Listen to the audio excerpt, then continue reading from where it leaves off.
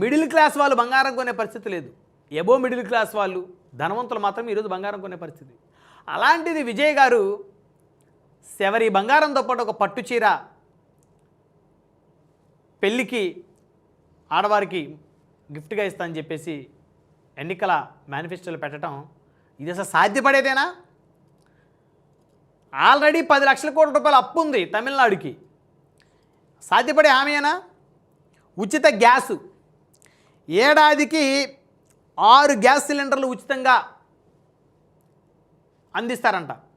ఆంధ్రప్రదేశ్లో 3 గ్యాస్ సిలిండర్లు ఉచితంగా ఇస్తామన్నారు. అదే కష్టమవుతున్న పరిస్థితి.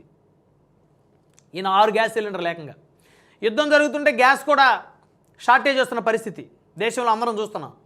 ఈయన ఏకంగా ఆ ఏడాదికి 6 గ్యాస్ సిలిండర్లు ఉచితం అనేసాడు. ఇచ్చేదేనా హామీ? అమలయ్యే హామీనా?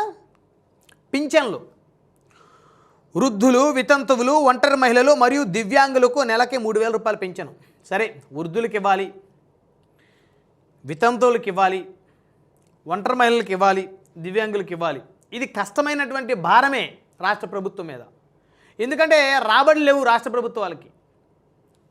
అయినా ఈయన ప్రకటించారు. మరి ఇది ఎంతవరకు ఇస్తారో, ఎంతమందికి ఇస్తారో, కోతలు ఏమైనా విధిస్తాడో చూడాలి.